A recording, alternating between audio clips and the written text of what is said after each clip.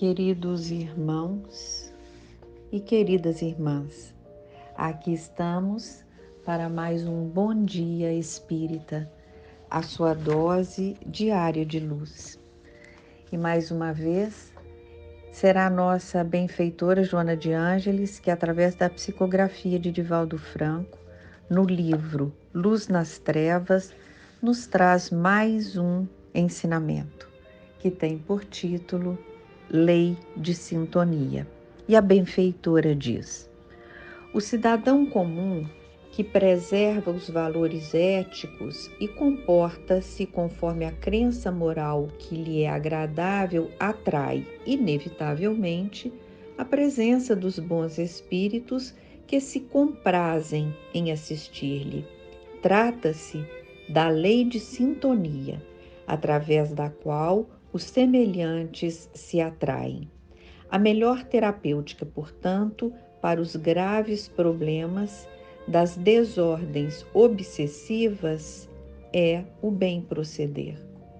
Quando examinamos a mensagem de Jesus, identificamos em todos os momentos a superioridade do amor que inspira os pensamentos e os atos nobres, induzindo a vivência saudável. O amor, portanto, emite ondas de vibrações elevadas que ensejam a não violência, a resistência pacífica. A lei de sintonia, ela propõe a transformação moral do ser humano e logo advém as consequências pacíficas e pacificadoras.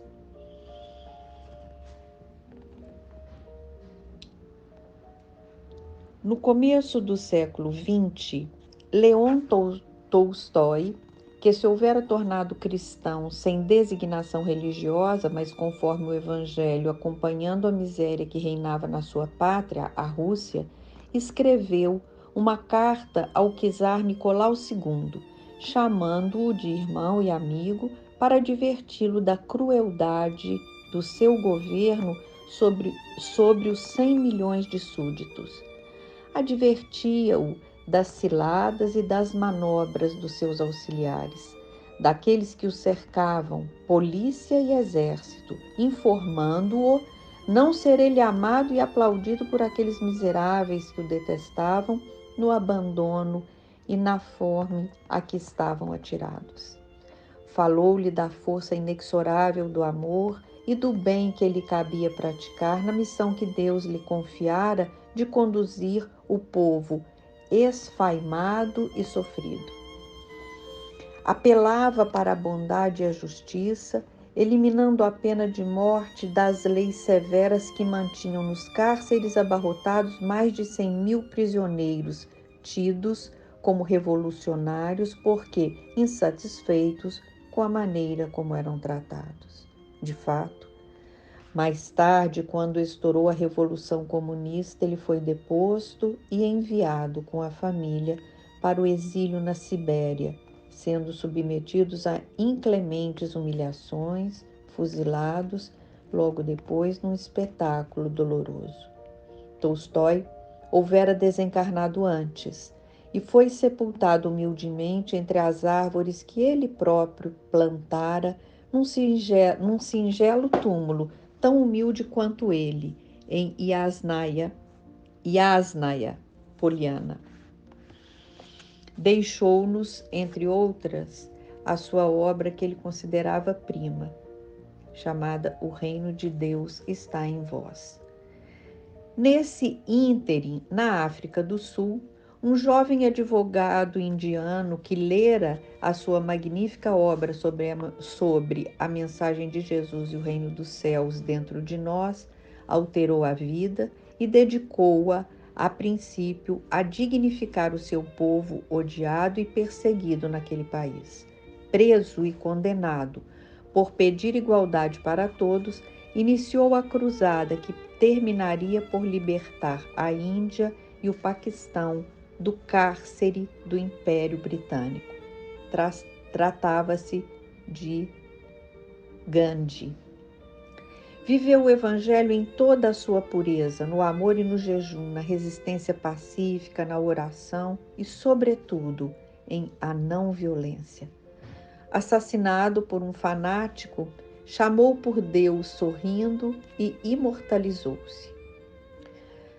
Parece difícil nesses dias a vivência íntegra do amor, tais as circunstâncias e as conquistas bélicas, as forças da violência, o poder das armas. No entanto, nos dias de Jesus não eram diferentes as condições e por isso ele foi crucificado. Tolstói teve algumas das suas obras proibidas de circular nas terras da mãe Rússia, e a pobreza suprema a que ele se submeteu permitiu que fosse escarnecido e desprezado, tivesse problemas domésticos ao renunciar ao título de conde.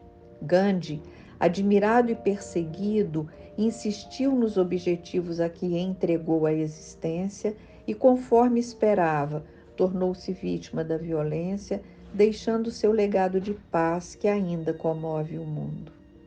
Talvez não logres alcançar o nível destes missionários, o que não é importante, desde que te dediques ao humilde trabalho de aplainar a estrada, melhorar os caminhos por onde marcharão os apóstolos do amanhã que virão pacificar a terra. Faze a tua parte, ama. Exercita o não revide, a não violência, a resistência pacífica. Esses elementos são o alicerce sobre o qual o Senhor está construindo um mundo melhor de amanhã.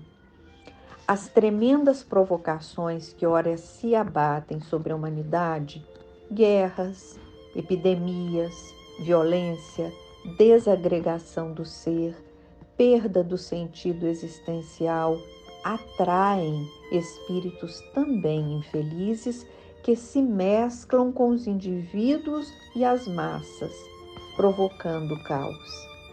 A mesma lei de afinidade atrai os seres nobres da espiritualidade, os gênios, os sábios, os mártires e os santos para a edificação da felicidade dos corações, mesmo durante estes afligentes momentos. Pensa no amor e ascende ao céu da luz divina da qual procedes.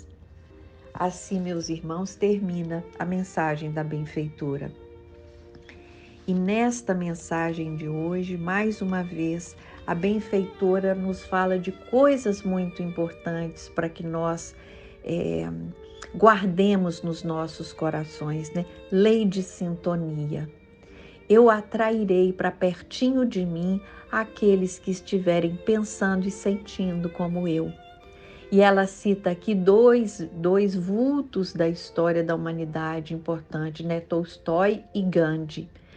Da Rússia, às vezes, a gente sabe um pouco menos, né? Porque está tão longe de nós, mas o Gandhi já é uma pessoa e a sua obra talvez seja mais conhecida, mas ela está dizendo os dois, né? Primeiro Tolstói e depois Gandhi, os dois acreditaram no amor pacífico, os dois acreditaram na não violência, os dois acreditaram e vivenciaram os ensinamentos do mestre que elegeram, que foi Jesus.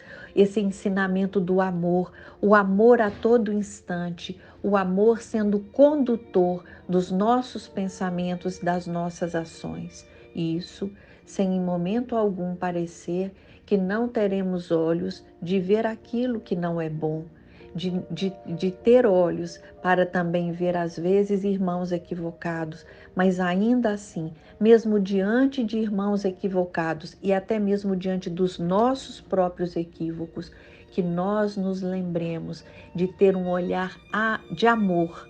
Vamos amorizar o nosso olhar, vamos colocar amor em tudo que fazemos, em tudo que pensamos e em tudo que sentimos. Na verdade, não nessa ordem, né? A ordem ideal é que eu sinta amor, pense amor e haja sempre com amor. Graças a Deus.